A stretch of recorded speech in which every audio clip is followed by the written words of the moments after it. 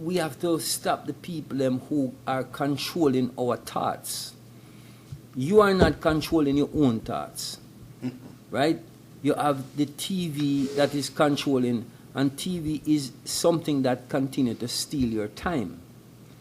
We don't realize how much time and energy a television will steal. You see what I'm saying is, and that's why I don't call it TV. I call it television. That's what it is. Because it tell lie continually to your vision. Then those lies become part of your perception. You see what I'm saying? Now, the other day I was listening to a commentary, and this brother here was talking about the housewife of Atlanta and housewife of New York and all these different things. And so many females are addicted to these things on TV. It permeates their life. It actually is just, and you know, one of the things that I hate to hear when we express and we will say, oh, these things does not affect me. The funny thing is this. I will ask the question, when you eat a plate of food, doesn't it affect you? When you drink water, doesn't it affect you? Yeah. Simple water. Okay? You have a person, for instance, here's a person who have diabetes. They drink some sugar, what's going to happen to them? You tell me that it don't affect them? What I'm saying is that the thing is actually warping our mind, and we don't even realize, because that is how the system is set. The system is set in such a way, it is very deceptive. That meaning you sit there and you're thinking, this thing doesn't have an effect on me. But my point is that when you reach to the point where you hear somebody saying, you know what? Oh man, I gotta get home in time. Housewife Atlanta is coming on. Some who can't make it will stop by their friend's house and watch it so they can get all of it. Or I can set it on their DVR or whatever they want to do. Right. It's the same thing as basketball, football, and track and all these different Boxing things. too, I gotta it admit. all have it on your mind, and these people have you in these control situation. You see what I'm saying? They set your schedule for you. That's right. Okay? You thinking that, well, you know, I got to set up my time to go watch. No, it's not your time. It's their time that they make you devote to them willingly. You see what I'm saying? Is not you didn't get up and decide. No, they decided for you. That's right. And that's what I'm saying. There's a lot of things that is decided for us as a people a lot of time, and we're not recognizing that these things were decided for us. So what we do, we go along with the programming. We go along with the control and not even realize that our whole life is being controlled. It's just like, for instance, going to church. And when you go to church, most of us is not realizing that it's a system that's set there to control you. Now, first thing that they teach you in church is that you have to learn the ways of guilt. Okay? So, no, when they... that would punch me in the face. When It's true, though. when they teach you the ways of guilt, I'm gonna show you. But they teach you the ways of guilt. So anytime you do anything that you feel that is wrong, for instance, even if your mother say, look here, don't take out the sugar, or don't take the ice cream, right? And you go and heat that ice cream or that sugar, you know, you have this guilt feeling. The ways of guilt. Even though you want the thing, you have a feeling for it. Right. You were hungry, so but you still have that guilty feeling, which you shouldn't really, that sense. You shouldn't. So what they're training you to do is that, for instance, when you're in church, and them say, for instance, if you go and you have sex with a member of the opposite sex, right. You have this guilt feeling, so you're going to have to go and confess to the priest or to the pastor, right? You're going to have to go and bear your sins to them. And here's this pastor sitting down, and all he wants is the dirty details. Right. You see what I'm saying? Because he might want to try that young lady too. Because they're going to sit there and they're going to ask you, so how many times did you do it? Like, yeah. Like the thing is that you were sitting there and counting, I did.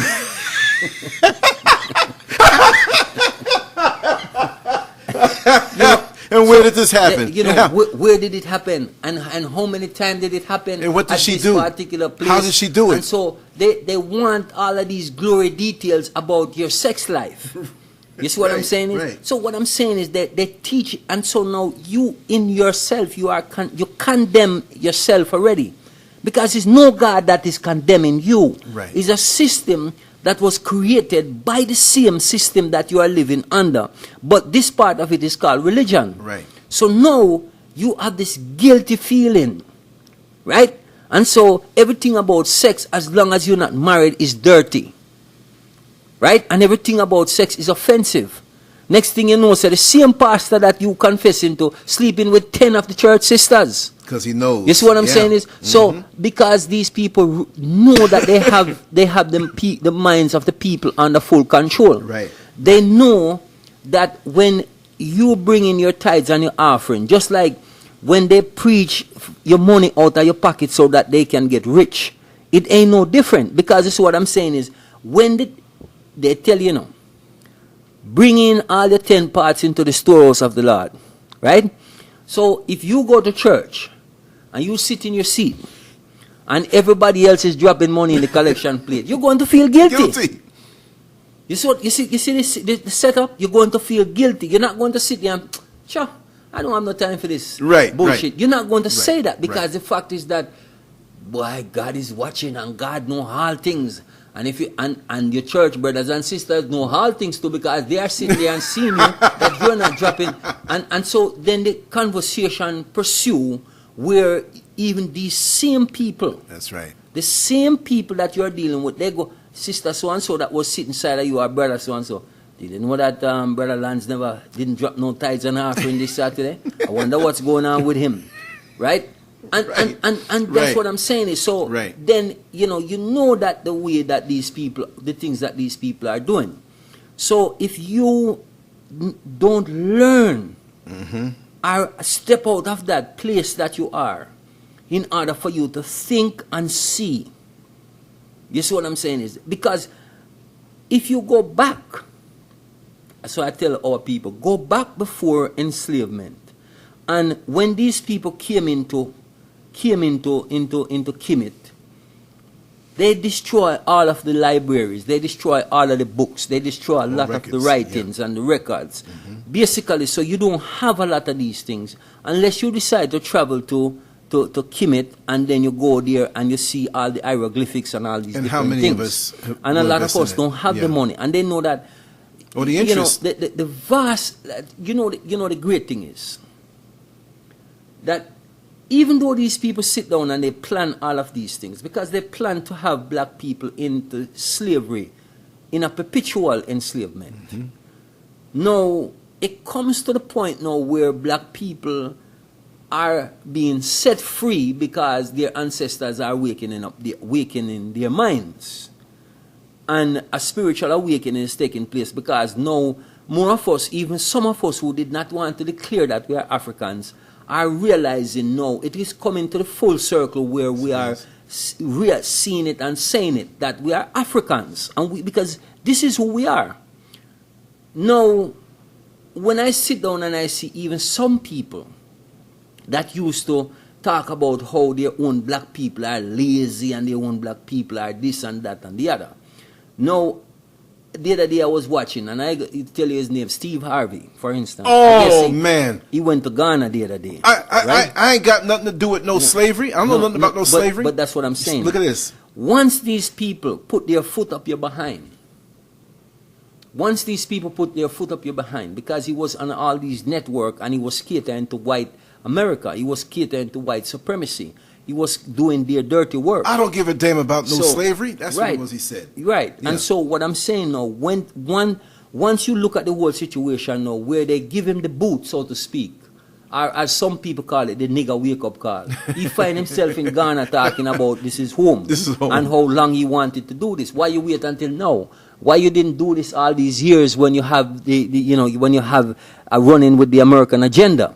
You see what I'm saying? You couldn't. Yeah. You see, because your hands are being tied by the devil, so to speak.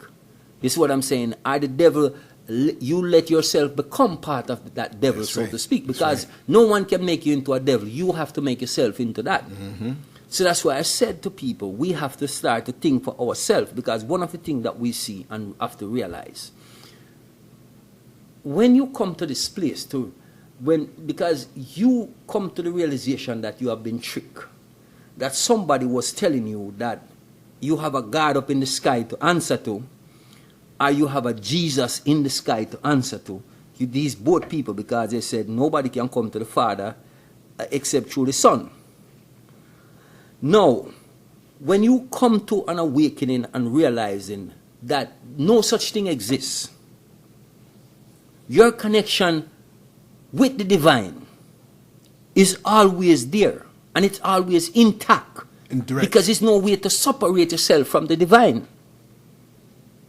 You cannot separate yourself from the divine. So even when these churches pulling this stunt on you, telling you all these lies, the divine, your higher self, is saying, no, you are not rejected. It is only a system that making you feel that way. That's right. You see what I'm saying? So you see people and they're living with this guilt feeling, this guilty feeling that is weighing them down, making even some people go and commit suicide. Yeah.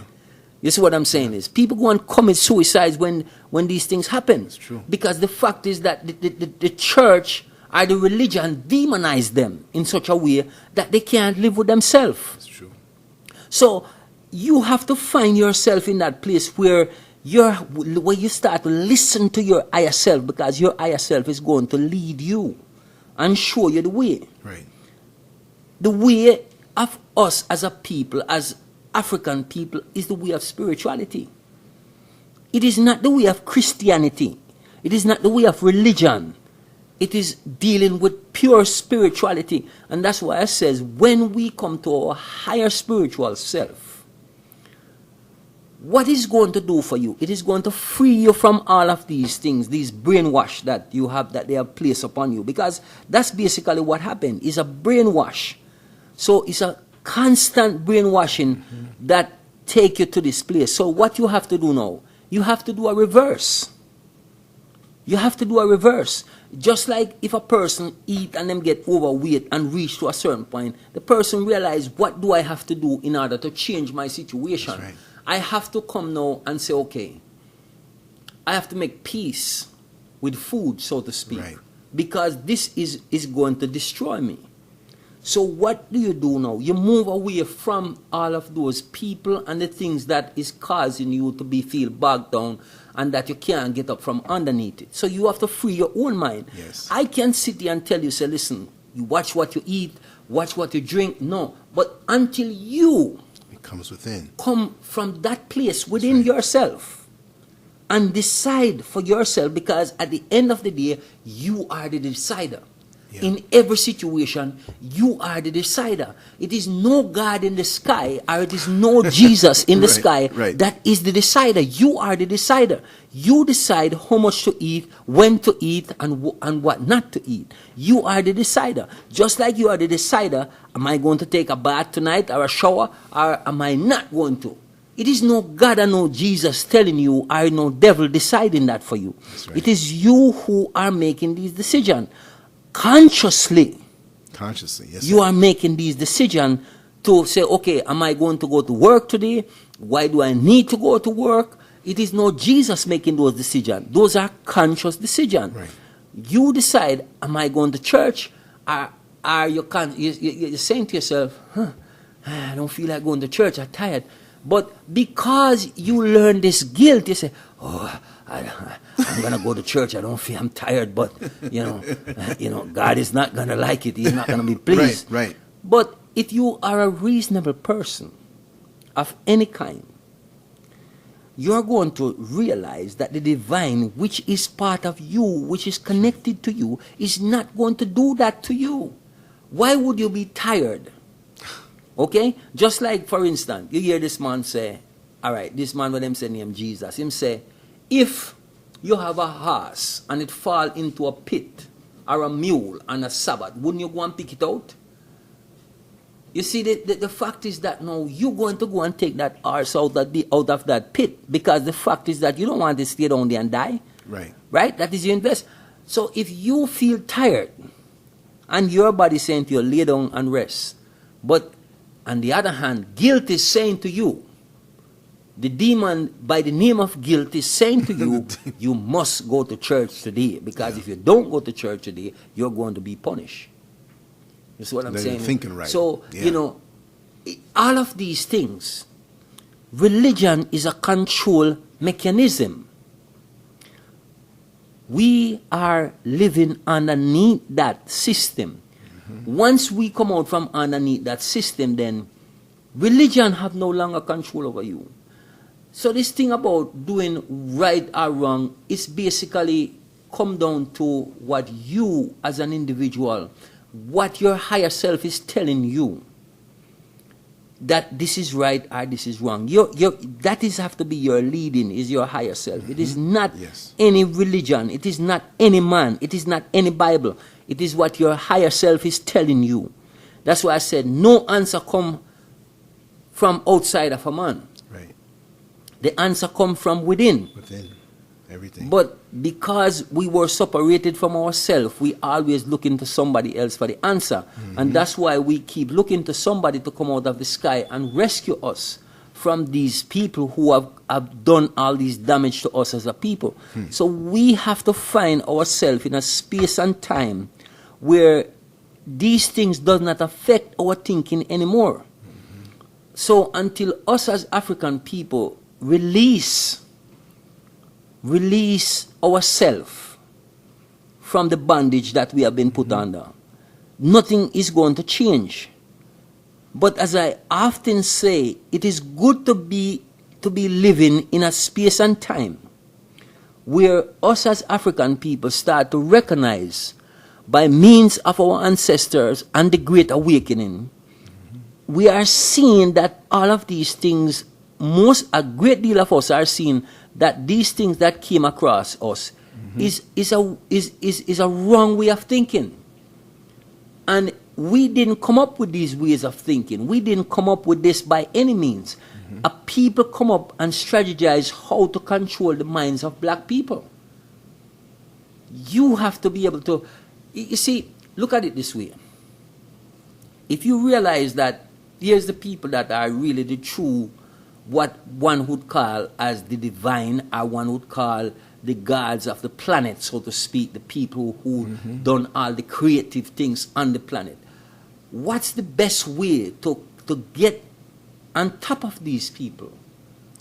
It is that you need to remove them from them true self. You turn them inside out and let them look somewhere else for the answer except within themselves. They'll never get it. So once you get them to do that, that's why I said, no other nation of people this has happened to, where they remove you from your land, remove your name, remove your language from you, and do all of these bad things to you, because they have to break you down completely in order for them to get you to this point. And it's worse than where what we think. you feel that you are useless.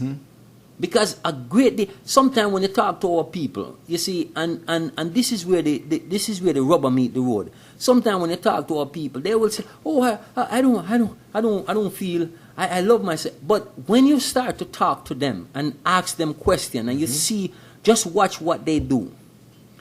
When you see black women have to be growing some long nails, when you see black women have to be putting on these makeup that doesn't make any sense, you know, and for the most part, when you look at majority of black women, you see beauty.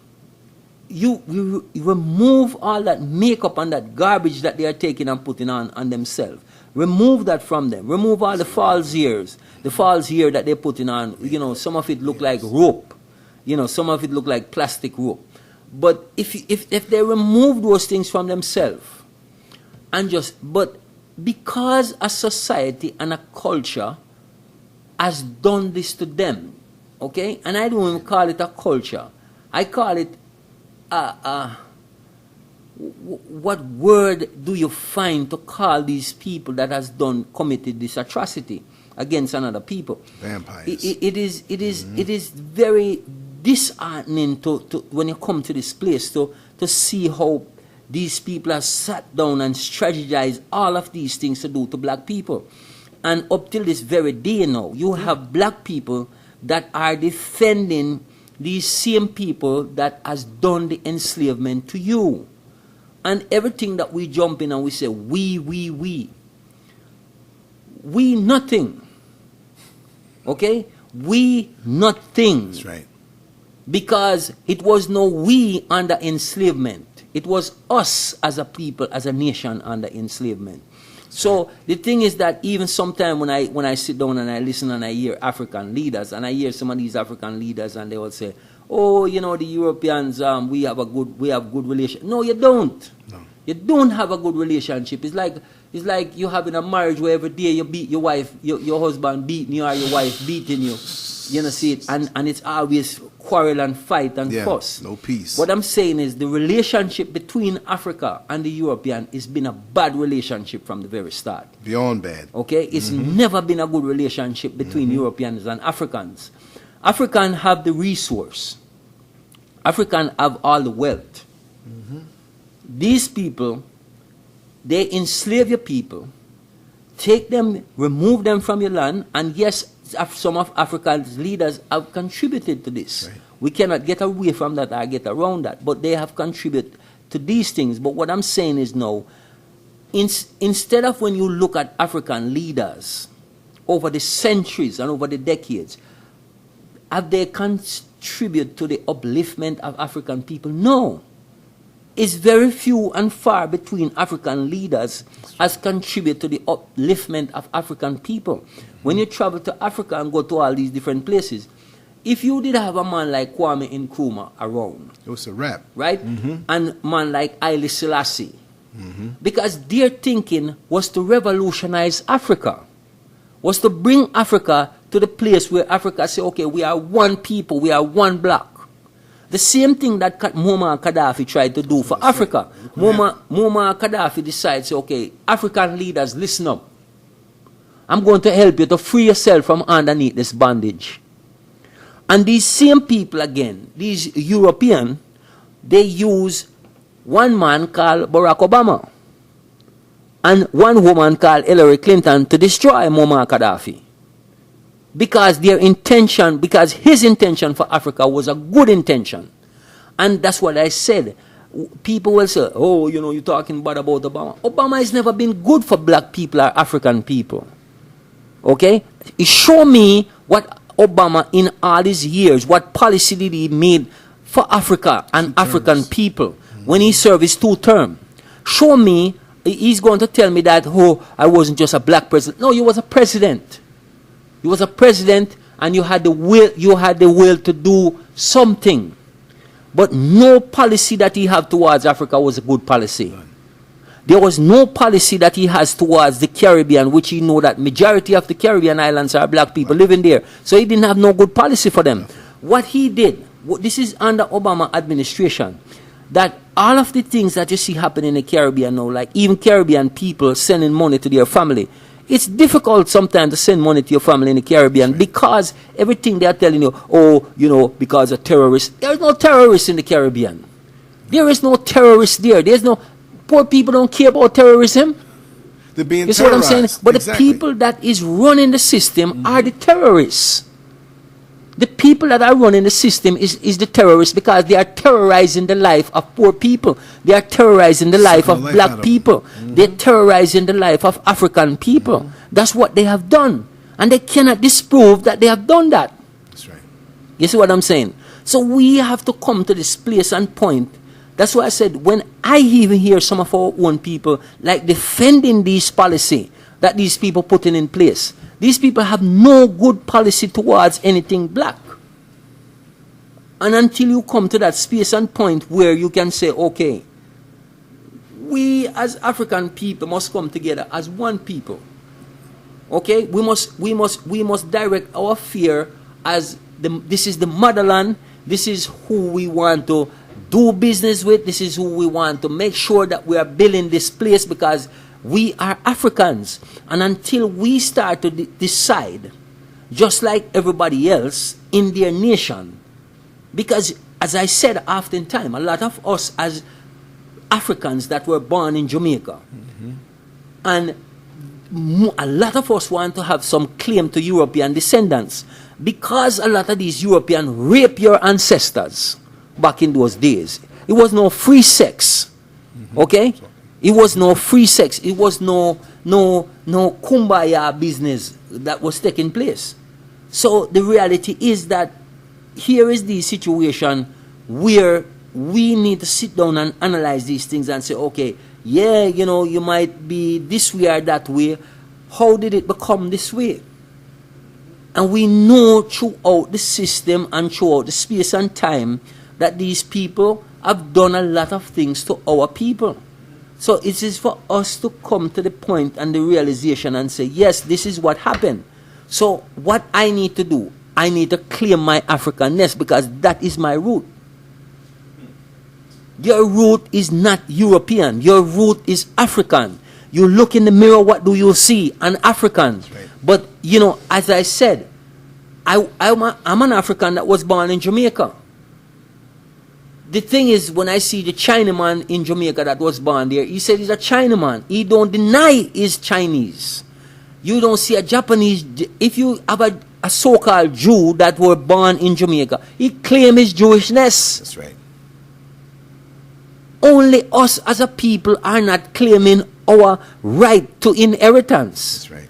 And as long as the tree does not have no root, it is non-existence. It's in limbo. It's dying. We don't even claim the land. You see what I'm saying? So you have no claim to anything. You see what I'm saying? Just like when I hear the brother talk about the sister, the Jamaican sister that talk about, the congresswoman that talk about who build America is what you call it? His forefathers? No. She says that is immigrant build America. But in all the true sense of the word, is slave labor build America. They're Johnny-come-latelys that came and got the credit. You can say that immigrants contribute to the building of America after the enslavement of African people. And the enslavement of African people did not stop and still hasn't stopped. But yes, immigrants came. And who was these immigrants? Most of these immigrants that come to help build this is people still from the Caribbean, which are of African descendants that were born in different places in the Caribbean. Right. My point is that you don't come to America and demonize your brothers for the white supremacists and the white people that live here to make them feel comfortable, to put them in their comfort zone. We have to stop that. We have to come to the place where we recognize, okay, you know what? We are all African people, and the boat drop us off at different stages and different places, but we are still African first. That's right. And until we start to say African first, you see what I'm saying? And that's why when I said I speak of black empowerment, I don't apologize for speaking of black empowerment. Because the fact is that we are black people and we need to empower ourselves, because no one is going to empower us. And not because you have a seat in Congress or in the Senate doesn't mean that you have power. Because if your nation does not have power, you have no power. That is the reality. Until your nation becomes the powerhouse where you can walk in America or in Europe and any place, and they know that if they mess with you, they're messing with the entire nation of Africa. That is what we're talking about. Just like if a Chinese walk in America and America decide to mess with this one Chinese, they know that they're going to have to answer to China. That's right. China is not going to stand there and make you beat a Chinese and do anything you want to a Chinese or shoot him down in the street. They're not going to take that lightly. No. So that's what I'm saying, is we have to get to this place where when we look and see ourselves as African people, and we have African military or African leaders that is going to stand up and say, no more. That's right. No more murdering our people in the street. Doesn't matter where they live. Look here. Africans in America did not come here on the Mayflower. They did not come here on a vacation and decide not to go back. A luxury line. So when you hear people here talking about go back to where you come from, no, the African quicker to tell you to go back to where you come from, because the African really have more right more than you. Because he wasn't paid for over almost 400 years. He wasn't paid for his labor. that he put into America. The same thing applies to the Caribbean. A lot of these people that come and say, oh, you know, but the difference is they can't come to the Caribbean and say, go back to where you come from, because the difference is it's more of a black oriental, you know, oriented setup, environment. But the leaders in there are nothing but a bunch of coons and bootlicks to the governments of America and Europe. They are not there to stand up for their people. They are there to sell their people out. So what I'm saying is that as Africans, we don't find ourselves in any better position. Whether we live in America, whether we live in the Caribbean, we don't find ourselves in any different position. Right. If we are in Europe, we still don't find ourselves in any better position. You see, because we go through the same thing. The police will beat you in Europe. The police will do whatever they want to you in Europe. All of the laws that Europeans make is against the African. Because their law are laws of injustice to protect themselves, not to protect you and I. You see what I'm saying? Because the enslavement of our people continues, whether we like it, yes or no, because we don't get credit for all of the things that we have done. So when, as I say again, go back to the point where Americans are calling for reparation. Only thing we from the Caribbean, as Africans from the Caribbean, the only thing that we can do is to stand up and say, we are with our brothers in America and they deserve reparation. American reparation have nothing to do with us as Caribbean people. Americans need to get their own reparation, as well as Caribbean people need to get their own reparation from England or whatever country was enslaving them in the Caribbean, just as Haiti need to get their reparation back from France for all the suffering that they put them through. What we need to do is to stand up with each other. Right. The problem is now, and I said, with some of our brothers who are YouTubers, we want to get into this thing where we're talking about it's almost a tribalism. Okay, we get into tribalism where we are following the narrative of still white supremacy who want to divide and conquer. Those Caribbean don't deserve what we get. You see, we have to come off of that thing and realize, okay, we are one people. One people. We just been put into different situations and different circumstances, but we all were enslaved. They didn't treat those in the Caribbean that come on the ship any different from they treat those in America that come on ship. The difference is this. Those who live in America are in Europe. They see their enslaver constantly. That's the difference. Every day they see their enslaver constantly in front of them. And what I'm saying is that we in the Caribbean need to also realize that that is a different mentality that American is going, our African brothers and sisters in America. They're going to have a different mentality from us. You see what I'm saying? So it's where we need to come to grips with the reality, but the problem is that we're not thinking for ourselves. We are not really sitting down and thinking the situation through. We are following the narrative of the European that enslaved all of us as Africans. And that's why I said African leaders must apologize to their brothers and sisters in the Caribbean, in the diaspora, in America, and all these different places for what had taken place. And no black person, none of us as Africans should be warranted a visa to go to Africa. Doesn't matter if you live in America, you live in Jamaica, wherever you live, or wherever in the Caribbean you live, or even Europe. Africa should not warrant a visa for black people to go to Africa. When you go to the slave dungeons in Africa, you should not have to pay to go in and film in those dungeons. No, let white people pay to go in, because they are the one that done the damage to African people. And that's why I said African leaders must wake up and realize the injustice that were done to their people that came to the United States and the Caribbean. And the fact is that now that all these nations, such as Ghana, that are saying Jamaicans and several other Caribbean nations, they don't need a visa to come there. Why should you, as an African, have to buy a visa to go to Africa when your ancestors was enslaved, come here under chains, whip and rope and whatever they done to them, rape and everything else that were done to them, and then to go back home, which is truly your home, to Africa, you have to pay for a visa to go there. You see what I'm saying? Makes no sense. So all of those things, these are the things that we need to deal with. We need to talk about. We need to meditate on, because these are the wrongs and the injustice that is still being done to Africans that are living in the diaspora.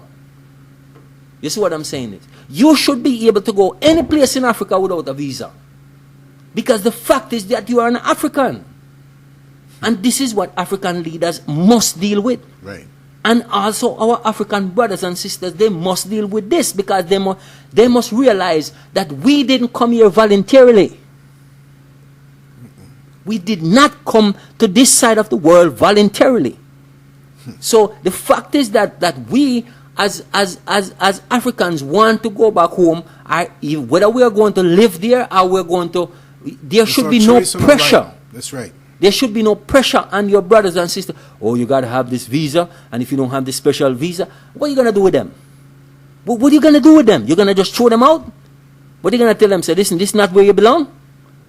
Is that what you're going to do? Can a Indian go to India, and they said to, oh, you don't belong here? No, they're not going to say that to him. Right. Would a Chinaman go to China, or if they deport him from America or whatever, and he go to China, what the Chinese going to say? We're not going to take him? Right. He's a Chinaman. That's where it belongs. It's true. You see what I'm saying is? So when anyone, as a black person, go to Africa, you're not there doing bad things. You're there because you realize this is your home. You realize that this is where you were called to. This is the calling that has been inside of you all your life, saying, this is wherever you live is not home, and you have a yearning to go home. So now that you go home, why is it now that you're coming to tell me, look here, you have to do all this paper? No. You, as a government, need to see to it that you set things in place that your people that has been done an injustice can get some justice finally. That is what needs to happen. You see what I'm saying? So I tell people, look, I don't run from my Africanness. That's right. Because I know who I am. That's the difference. There's many of us around here telling, oh, I'm this. Like I tell people, our people need to realize religion divides you in parts and pieces. All these entities that you're running to, they are dividing you up in parts and pieces. That's all that they are doing, is dividing you. They are saying, oh, I'm this religion, I'm that religion. And I tell my brothers and sisters, and I will keep beating this into our people's head. We live in America.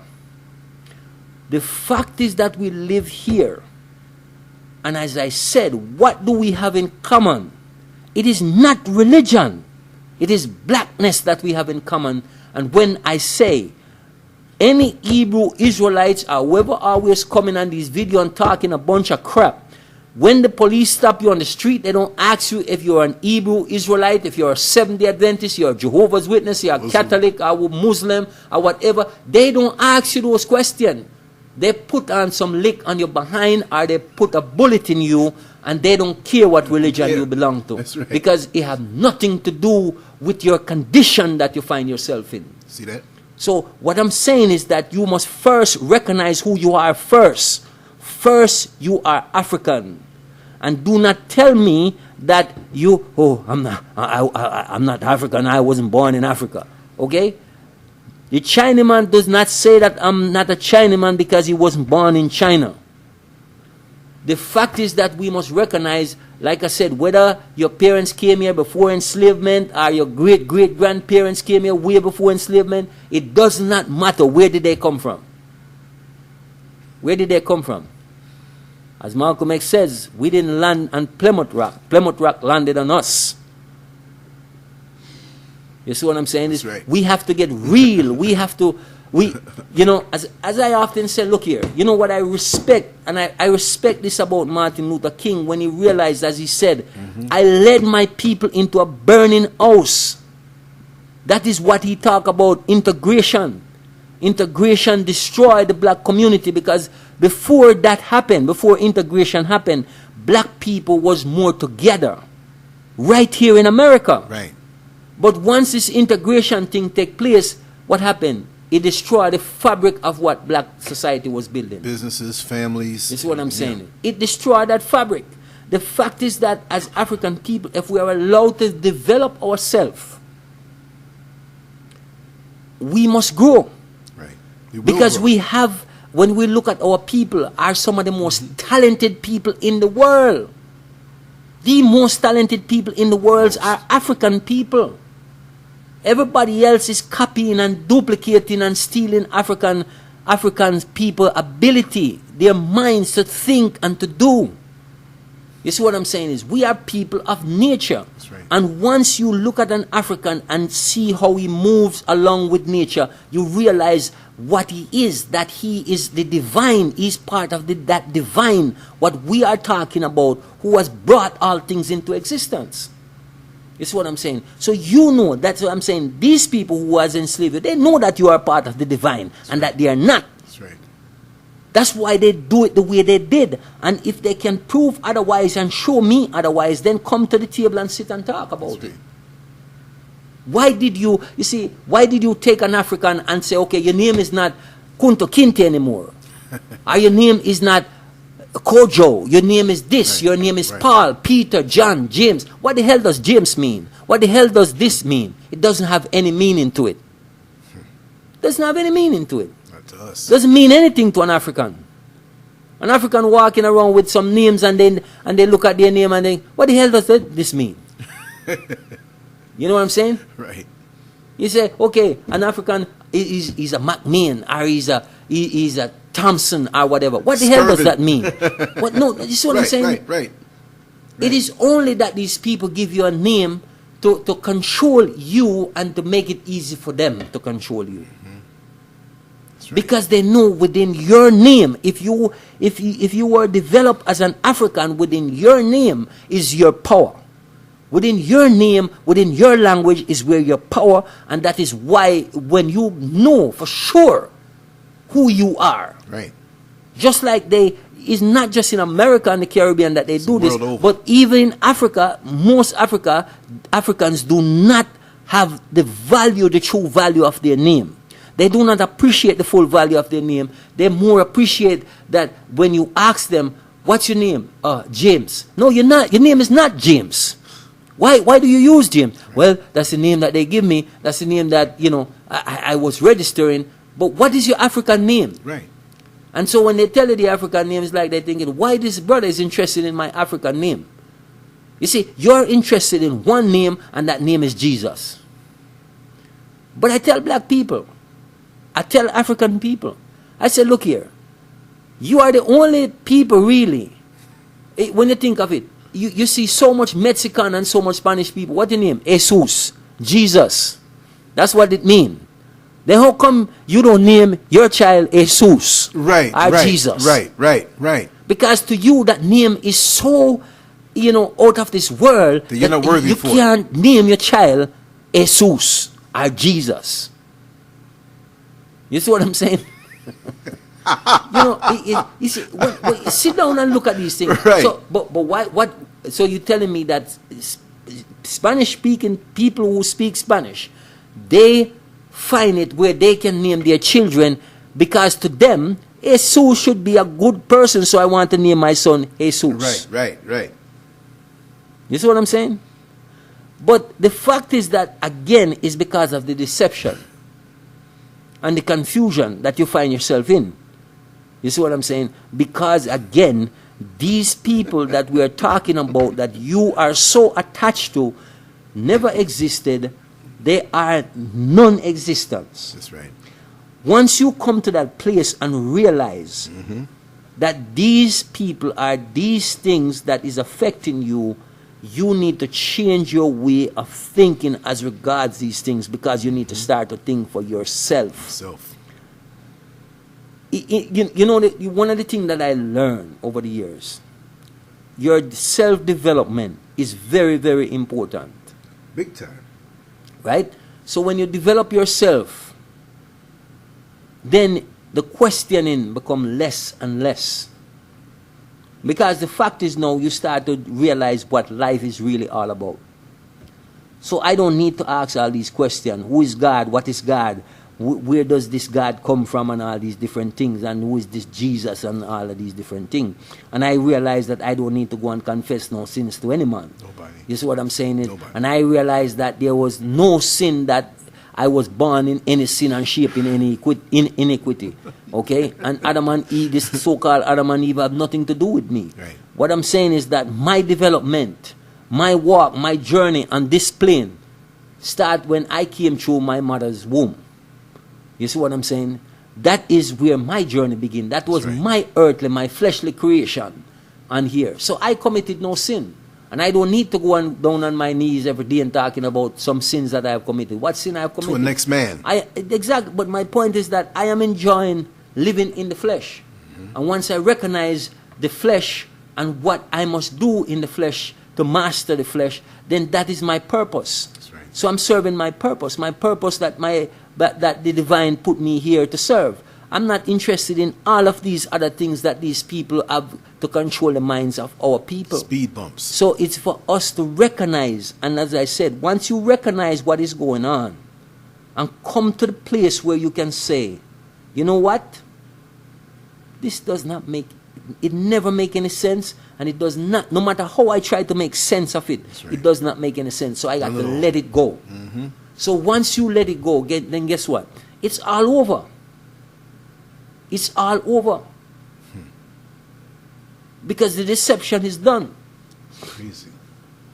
You see what I'm saying? So you're living in, that's why I tell people, I said, look here, this is the age of the known. Yeah, you better know. This is the age of the known. Not so believe. It's not the believe, it's not faith, it's the age of the known. So everything is being made to know.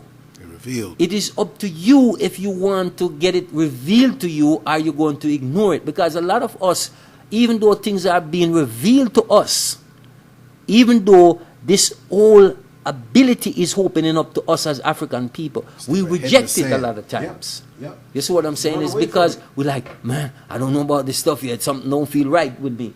But instead of you investigate and say, okay, you know what? My inner being is saying to me that something is not right with my belief system. So once now, when what is just showing you and everything is coming into being now with yourself, you start to feel comfortable in your own skin. When you look in the mirror, you start to see, I don't want to be anybody else except who I see. Right. And what I'm talking about is not just the outer person, I'm talking about the inner person. You see what I'm saying? Because you have to accept the inner before you will accept the outer. Because everything comes from within. Amen. All the answers come from within. So if you don't accept within, how can you accept what is out? It's just a side show on the outside. You see what I'm saying? Exactly. Mm-hmm. So the point is, like I tell a lot of men, I said a lot of times we look at women because of the way that we were trained and taught to look at women. We look at just the outer appearance of a woman. And a lot of time we pick up a woman in our life, she can't cook, she can't wash, she can't do nothing for you more than have this look that you are looking for. You hear a lot of guys going, oh man, she got a Coca-Cola bottle, the Coca-Cola bottle shape. You know what I'm saying? Which is a bunch of crap that doesn't do anything for you. That's right. Sometimes you look at a sister and to a lot of people she might not be the most pleasing to the eyes, but you sit down and you have an in-depth conversation with that sister and you're thinking like, wow, man, this sister is brilliant. So what I'm saying is that but it's because we don't know ourselves and all of the things that we think we need. Listen to me carefully. Yes. We think, we don't know. We think we need is not what we need, and that's why we find ourselves in all of these bad situations, bad relationship, and that is what is drowning us as a people, because a system has controlled us systematically to continue to do these things that is damaging to ourselves and to our family, to break the African spirit. So once we come back to that place where we have the true African spirit, where we can truly think spiritually instead of physically, yes, then it will break the cycle that we find ourselves in, the cycle of the matrix, because that's what you're living in, is in a matrix. So you have to cut that card, so to speak. And people, oh, if I let this go, if I let Jesus go, I got nothing to hold on. You see, that is the problem. That is where the problem lies. Mm-hmm. And then you're going to have to, in order to gain, you have to give up. You have the saying where they say, if you want to make money, you have to do what? Spend money. That's right. If you don't spend money on a business, you can't make money. It's not just going to come to you. So we have to come to that place where we recognize the importance after we have to let something go in order to truly gain what we need. And most of us, unfortunately, are not willing to let these religions go. We're not willing to let the Jesus go. We're not willing to let this God go. And the thing is that, as I say to people, do you see my life look any different? Like I'm suffering because I don't believe in this Jesus or this God that you believe that is up in the sky, that is coming to rescue you? Huh? You got to let it go, man. You don't have the rescue mentality. You see what I'm saying? You know you make your own decisions and what's going to happen in your life. But exactly my point. I don't need nobody to rescue me. I had a person in the comment section tell me, you talk about that we could and we should leave out and look at the world as a bigger place, and it's not just about America. So for those of us who don't want to leave, do you think the Most High is going to let us suffer here? So that tells me they're thinking about, the way they think is like, we're just going to sit right here. At the last minute, somebody's going to come down and swoop over, even though things are evident that we need to make changes in our life here in America. You know, you see, what I'm saying is that when you look at the whole situation, in any given point, why does China grow? Why does India and all these places grow? Because the Indians here, they send their money back to India. The Chinese send their money back to China to build China. Most foreigners send their money to build their own place. Okay? As one brother was saying that for Africa, and people say Africa depend on, foreign aid and all of these things. But most of the money that Africa get in each African country, it is not foreign aid. It is actually Africans that come here, work, and send their money back to Africa. Right. So their growth have nothing to do with it, because what I'm saying is most of that money that they get, those leaders get into Africa, they spend it on themselves. They spend it on their own development, not on the country's development. Yes. Because these same governments, like in America and in England and all these European countries, they tell them, okay, this is what you're going to do with this money. This is your share. Okay, you're going to turn a blind eye, and we're going to take care of, get out all the resource that we need. You can do whatever you want, except develop your own country with the money, except making your people, teaching your people and educating your people in the proper way. You can't even take your own money and do that. So that's the thing now. So that's why I said I love to see that African leaders are finally getting it and coming together, thanks to the ancestors that are waking them up and saying to them, listen, enough is enough. You see what I'm saying is, our people need to be in the forefront. Our people need to be back in their rightful place. So let this greed go, because it's going to destroy you and your family. That's right. You see what I'm saying is, and that is what I can say. My message to African leaders, and it will always be, you owe your people an apology for what you have done to them by keeping them down, both those that have been here in enslavement and those that are in Africa, that are suffering in Africa, that you are keeping underneath your feet, so to speak. It is for African leaders to realize what that they have helped Europeans to commit the atrocities that has done upon their own people, just for their own self-gain. Accountability. You see what I'm saying? So they must take responsibility for the suffering of their own people. You see what I'm saying? I give Mugabe credit because he took upon himself to say, listen, I'm not going to go with this European thing anymore because I see that it's doing damage to my people. Right. But then what do Europeans do? Because you go to bed with the devil is going to burn you, or he's going to demand your soul. So that's what they did to Mugabe, basically. These Europeans, because England in general, what England did to Mugabe, England, they tell all kind of lies on Mugabe that he's doing this and he's causing his own people to suffer.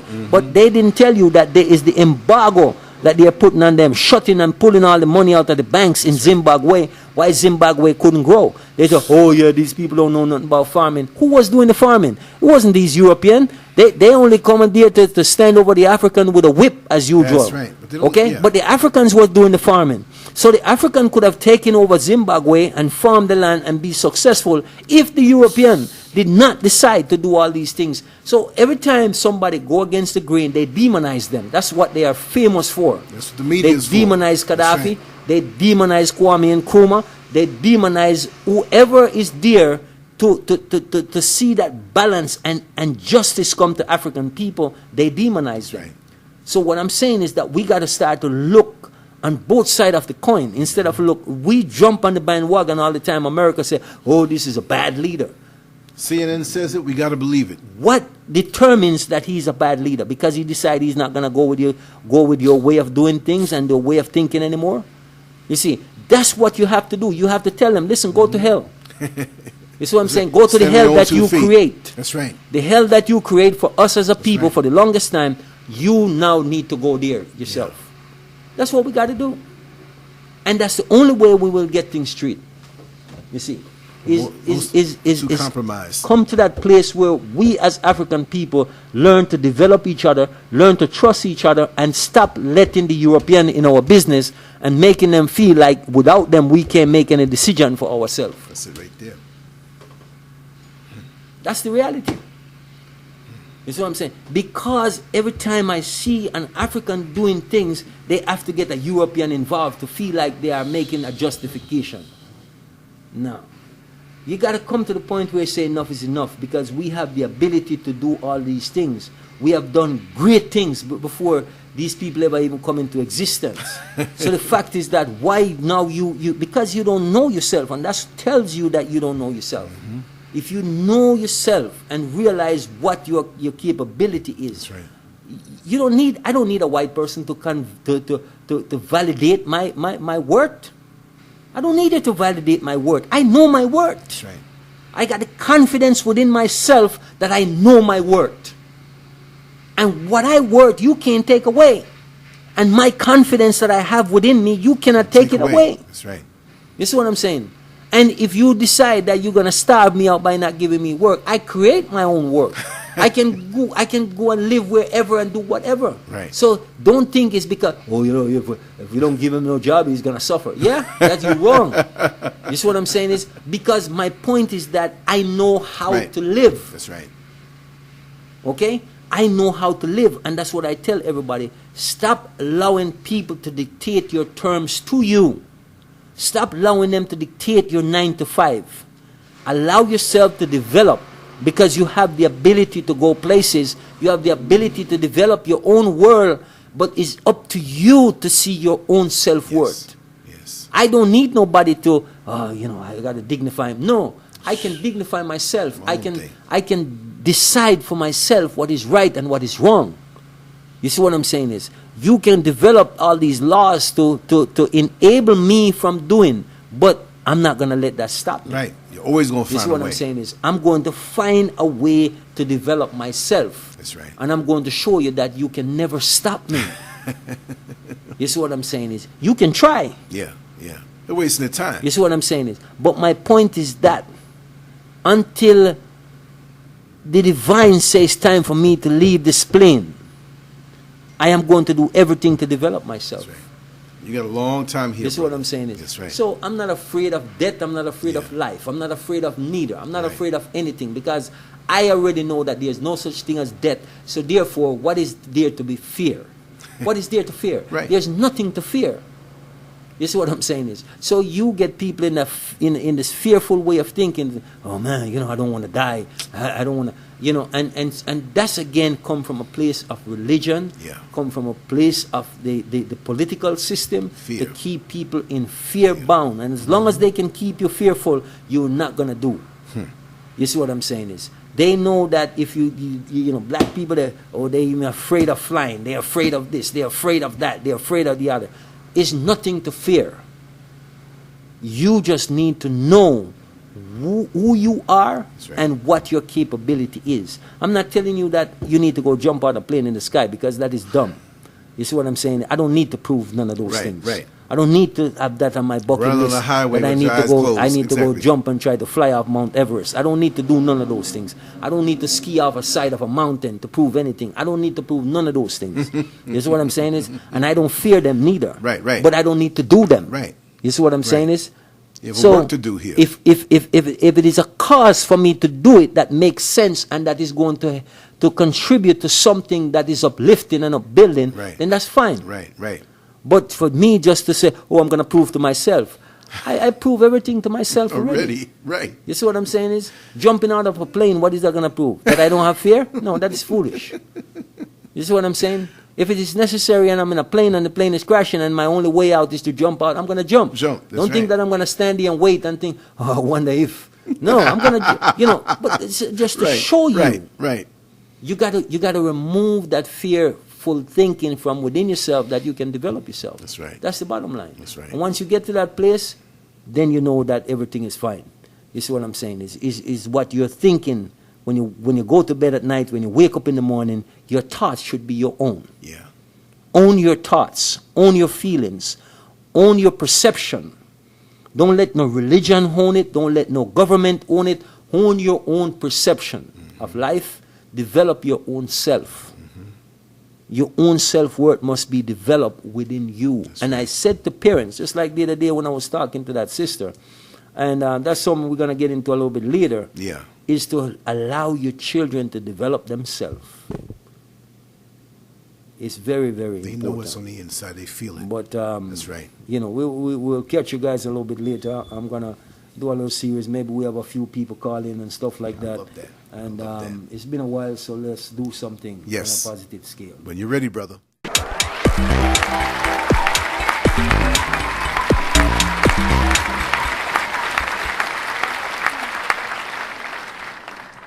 Make sure to check out the boldest blog at lancescurv.com and follow Scurv on Twitter, Facebook, and YouTube under Lance Scurv.